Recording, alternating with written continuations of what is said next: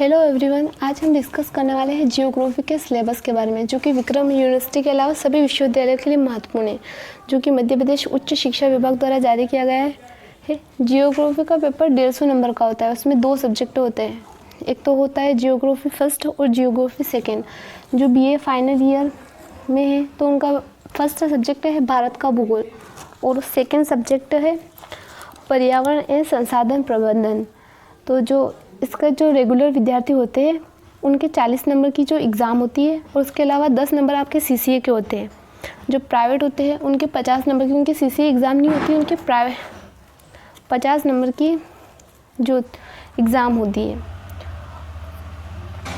उसी प्रकार पर्यावरण एवं संसाधन प्रबंधन में भी रेगुलर विद्यार्थियों के लिए 40 नंबर का पूर्णांक होता है, 10 नंबर की आपकी CCA एग्ज़ाम होती है, तो आपका टोटल पूर्णांक होता है 50 नंबर का। और प्राइवेट विद्यार्थियों के लिए पूर्णांक ही 50 नंबर का होता है। तो और जो प्रायोगिक होता है वो 50 नंबर का होता है। जो रेगुलर और प्राइवेट वाले दोनों के लिए समान ही है। तो टोटल जो दोनों पेपर को मिलाकर आपकी थ्योरिकल क्वेश्चन बनते हैं वो 80 नंबर के बनते हैं, और दोनों पेपर को मिलाकर 10 नंबर के इसके CC के नंबर और 10 नंबर इसके CC के नंबर, तो दोनों को मिलाकर आपका पेपर बनता है 100 नंबर का। और उसके अलावा 50 नंबर आपके प्रायोगिक एग्ज़ाम के होते हैं, तो आपका टोटल पेपर बनता है 150 नंबर का। तो आपको उत्तीर्ण होने के लिए कितने नंबर की आवश्यकता होती है? तो उत्तीर्ण होने के लिए आपको जो 80 नंबर की थ्योरी होती है उसमें से आपको 26 नंबर की आवश्यकता होती है, और आपकी प्रैक्टिकल एग्ज़ाम 50 नंबर का है तो उसमें आपको मिनिमम 17 नंबर की आवश्यकता होती है, तभी आपका 33 का पूर्णांक बनेगा और आप पास होगे। और CC एग्ज़ाम में पास होने के लिए आपको 7 नंबर है उसकी आवश्यकता होगी। तो अब हम BA फाइनल ईयर का सिलेबस को हम डिटेल में समझते हैं। तो हम इसको इकाई में हमें क्या क्या पढ़ना है इसके बारे में हम जानते हैं। भारत का भूगोल है, उसमें हम इकाई फर्स्ट में भारत की भौगोलिक स्थिति के बारे में जानेंगे, भारत की अपवाह तंत्र के बारे में जानेंगे, भारत की जलवायु के बारे में जानेंगे, और भारत में कितने प्रकार की वनस्पतियाँ पाई जाती है, उसकी धरातली बनावट, और भारत को कितने भौगोलिक प्रदेशों में बांटा गया है, हम इन सब के बारे में पढ़ेंगे जो इकाई फर्स्ट है। उसके बाद आती है हमारी इकाई सेकेंड। इकाई सेकेंड में हम प्राकृतिक संसाधनों के बारे में जानेंगे, जल संसाधन, खनिज संसाधन, और जैसे तांबा, लोहा, खनिज संसाधन, इनका मतलब भारत में वितरण पढ़ेंगे, क्योंकि BA सेकेंड ईयर में आपने पढ़ा होगा विश्व वितरण खनिज संसाधनों का। तो इसमें हम भारत के बारे में पढ़ेंगे, सरकार की ऊर्जा नीति के बारे में पढ़ेंगे, और जैसे ऊर्जा के नवीनीकरण स्रोत और अनवीनीकरण स्रोतों के बारे में जानेंगे, जो वन्य जीव संपदा है उसके बारे में जानेंगे, और वन्य जीव के मतलब संरक्षण के लिए अधिनियम है उनके बारे में हम जानेंगे इकाई सेकेंड में। और जो हमारी इकाई 3 है, हम भारत की अर्थव्यवस्था के बारे में जानेंगे और भारत की कृषि के बारे में जानेंगे।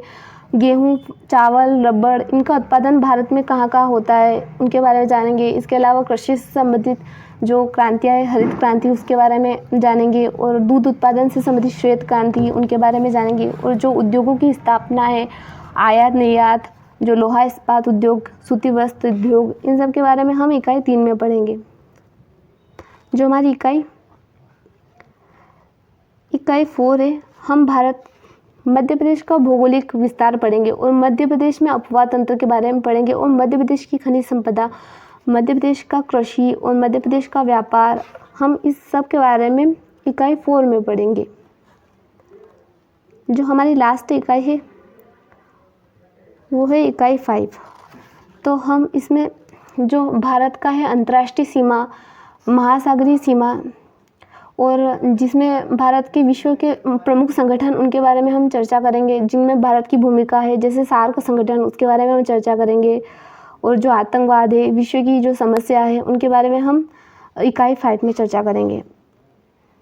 तो हमारा भूगोल सेकेंड है वो पर्यावरण और संसाधन प्रबंधन है। तो हम उस इकाई फर्स्ट में क्या पढ़ेंगे? जो इकाई फर्स्ट है उसमें पर्यावरण की परिभाषा, उसका वर्गीकरण, और मानव का पर्यावरण पर प्रभाव, मानव को पर्यावरण का संरक्षण और आपदा प्रबंधन, इसके संबंधित जानकारी पढ़ेंगे। पारिस्थितिक तंत्र, इनके बारे में पढ़ेंगे कि कितने प्रकार के पारिस्थितिक तंत्र, प्राथमिक उपभोक्ता, द्वितीय उपभोक्ता, तृतीय उपभोक्ता, इन सब के बारे में हम पढ़ेंगे। जो हमारा सेकेंड यूनिट है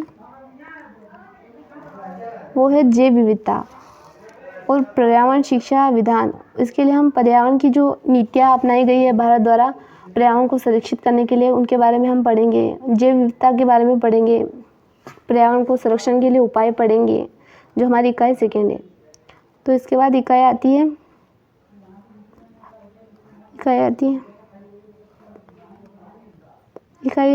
थर्ड। तो हम इसमें जो पर्यावरण के प्रमुख मुद्दे हैं, जैसे जनसंख्या है, भूतापी, हरित गृह प्रभाव, नगरीकरण, खनन उत्पादन, औद्योगिकरण, और जो पर्यावरण के लिए नीतियाँ वो मानव का पर्यावरण पर प्रभाव। तो हम इन सब के बारे में इकाई 3 के अंतर्गत पढ़ेंगे। जो हमारी इकाई 4 है, हम उसमें मृदा के बारे में पढ़ेंगे। मृदा की उत्पत्ति, जो सामाजिक वानिकी कृषि की जाती है उनके बारे में पढ़ेंगे। वन्य जीव के बारे में पढ़ेंगे और मृदा के संरक्षण किस प्रकार किया जा सकता है, जीवों का वितरण, वनस्पति, इनके बारे में हम इकाई 4 में पढ़ेंगे। जो हमारी लास्ट इकाई आती है वो इकाई 5 है। तो इसमें हम पर्यावरण संरक्षण और प्रबंधन, जो पर्यावरण संरक्षण के लिए उपाय है, तो हम संसाधन संरक्षण की तकनीक, भूमि जल खनिज संसाधनों को संरक्षण करने के उपाय, और उसके द्वारा जो भारत सरकार द्वारा चलाई गई है योजनाएं कि हम किस प्रकार से जल और वायु खनिज इनको मतलब संरक्षित कर सकते हैं, इनको प्रदूषित होने से बचा सकते हैं, इसके द्वारा हम इकाई 5 में सब पढ़ेंगे। तो आपको ये वीडियो पसंद आया तो इसे लाइक कीजिए, शेयर कीजिए और इसके साथ आप मेरे टेलीग्राम चैनल को ज्वाइन कर लें ताकि आपको अपडेट मिलती रहे।